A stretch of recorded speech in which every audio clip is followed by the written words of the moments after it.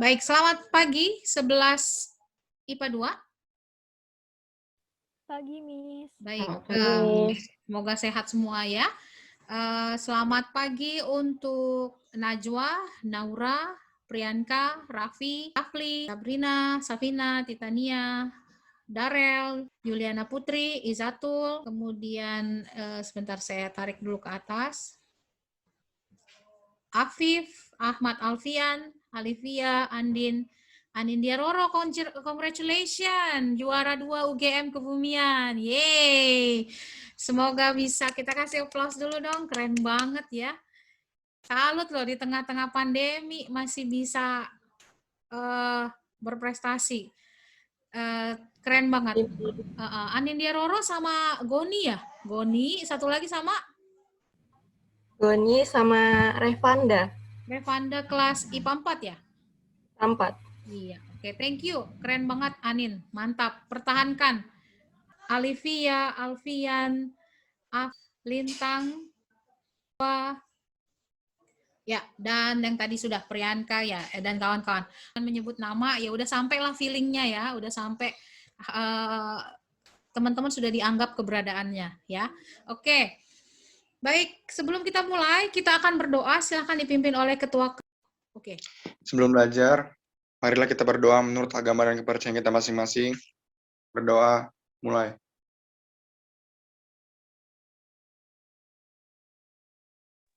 Selesai. Baik, terima kasih untuk pimpinan doanya, Raf. Kita akan mulai. Sebelumnya saya akan share screen dulu sebentar. Oke.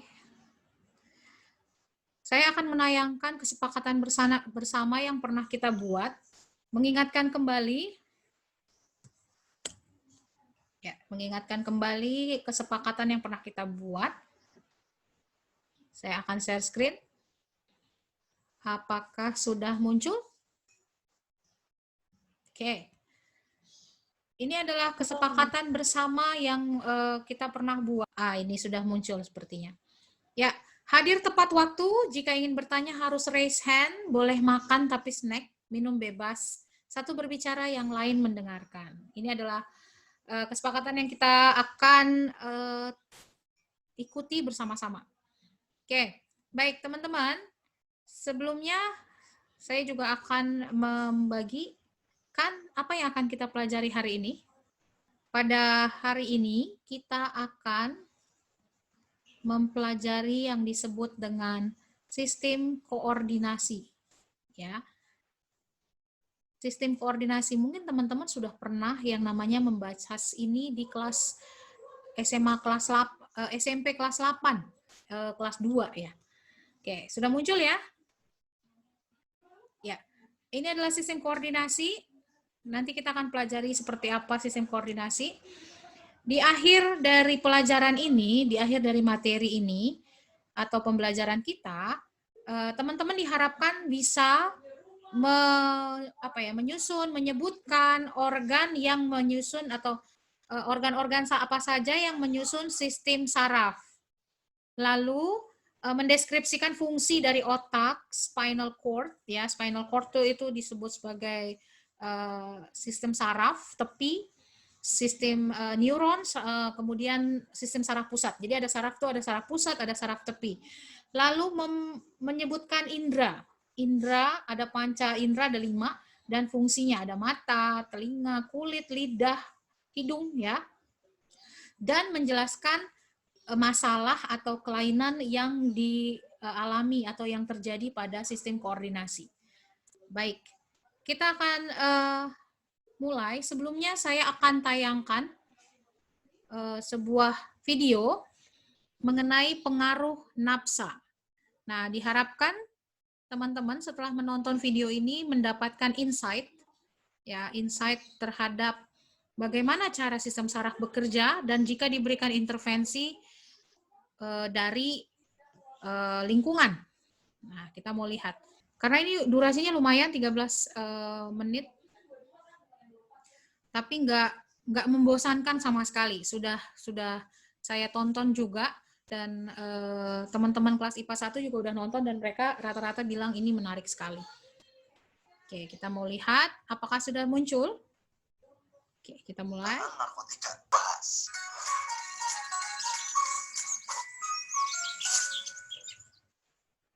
Narkotika, psikotropika, dan satu lagi nih, zat adiktif. Sering disebut dengan istilah nafsa. Tapi ketiganya ini sedikit berbeda. Menurut Undang-Undang Nomor 35 Tahun 2009, narkotika itu zat yang bisa bikin kesadaran kita menurun dan bisa juga ngilangin rasa nyeri di tubuh kita untuk sementara waktu. Kayak obat bius gitu deh. Nah, narkotika bisa berasal dari tanaman. Biasanya disebut narkotika alami. Terus bisa juga berasal dari zat yang bukan tanaman, yaitu narkotika sintetis. Zat yang sepenuhnya dibuat oleh manusia pakai zat kimia.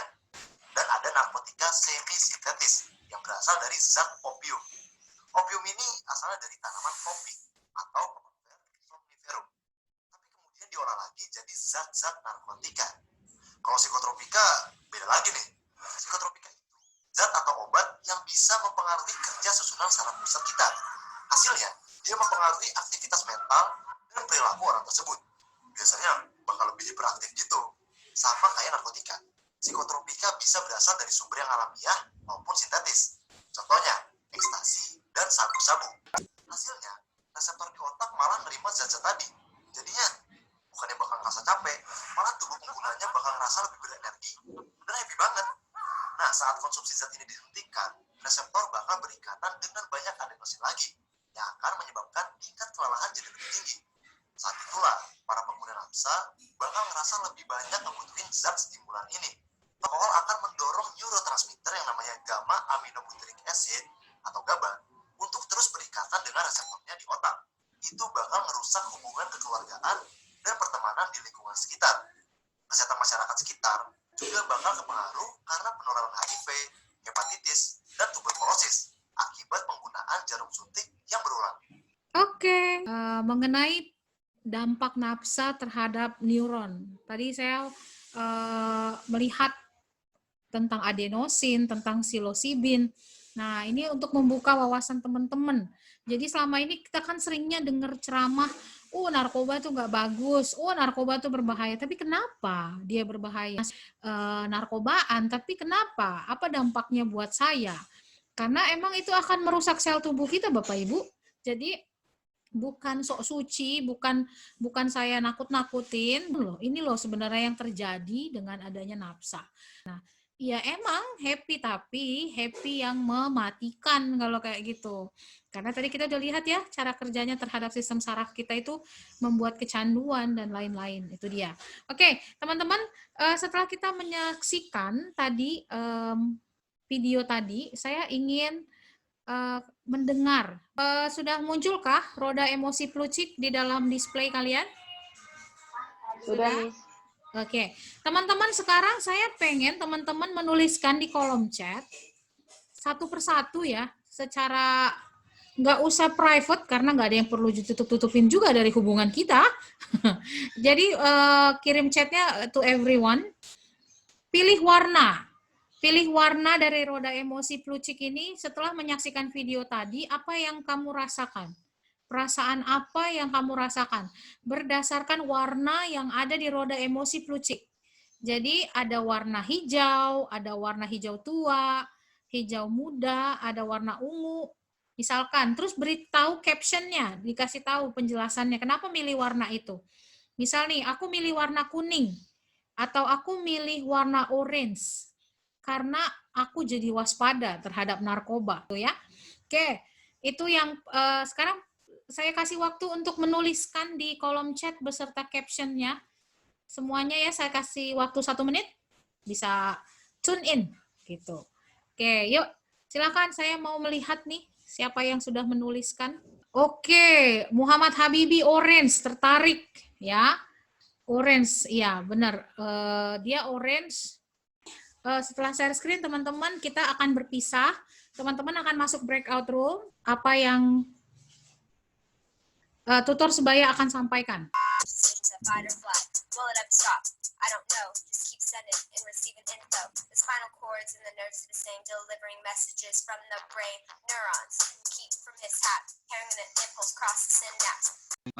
Untuk pertama yaitu kita akan membahas secara umum yaitu mengenai sistem ekskresi. Jadi apa sih sistem ekskresi itu?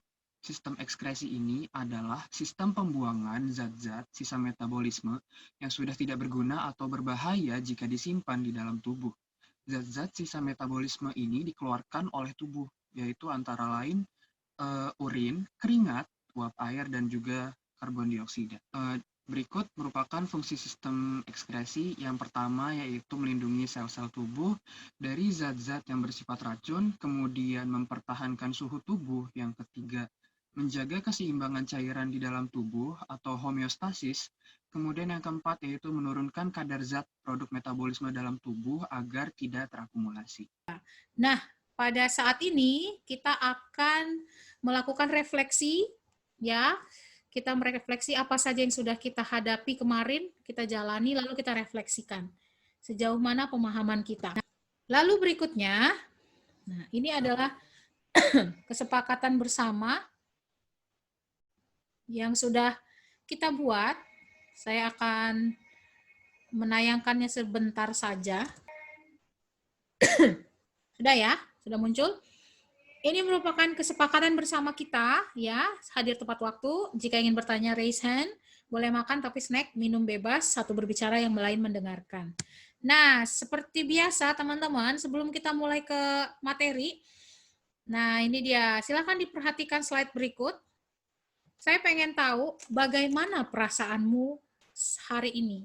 Apa yang kamu rasakan hari ini? Kamu sedang bagaimana perasaannya? Nah, sekarang setelah mendengarkan penjelasan dari tutornya, kamu berada dalam pelajaran atau dalam perjalanan pembelajaran sistem koordinasi ini ada di posisi mana? Nah, coba dicek gambar ini. Apakah kamu ada di angka 10? Artinya, saya sudah memahami sih, walaupun belum semua, tapi saya merasa stabil. Merasa stabil tuh artinya oke, gue ngerti gitu. Silakan. Atau misalkan saya berada di angka 8. Saya nggak tahu. Udah, mari kita dengarkan. The central nervous system with the brain and spinal cord, yo. The brain's in the neurocranium, the spinal cord is below. Direction. Iya, baik, itu dia. Semoga bisa. Sekarang saya minta teman-teman untuk mengisi link Padlet, ya. Tuliskan 3 hal yang paling teman-teman sukai, ya. 3 hal yang paling, jadi gini. Temukan garis peraknya. Oke, ini dia. Nah, nama, silakan kalau mau diklik boleh. Saya akan share screen. Jadi, teman-teman diminta untuk menuliskan 3 hal yang paling kamu sukai dari pembelajaran ini. Silakan boleh ditulis. Nah, sementara itu, sambil teman-teman menulis, Miss Dian mau share. Jadi, teman-teman diminta untuk, udah tampak? Pilihan pertama adalah mencari hubungan antara jenis musik dan pengaruhnya terhadap otak. Lalu pilihan yang kedua, teman-teman mencari hubungan olahraga dengan bagian otak yang paling berkembang. Atau pilihan yang ketiga, mencari hubungan antara gerak refleks, ya, gerak refleks dan hormon yang mempengaruhinya. Kalian silahkan nanti rembukan 11 IPA 2, mau dikumpulnya 1 minggu dari sekarang, 2 minggu dari sekarang, atau 3 minggu. Baik, sampai sini ada pertanyaan sebelum saya akhiri? Tidak ada?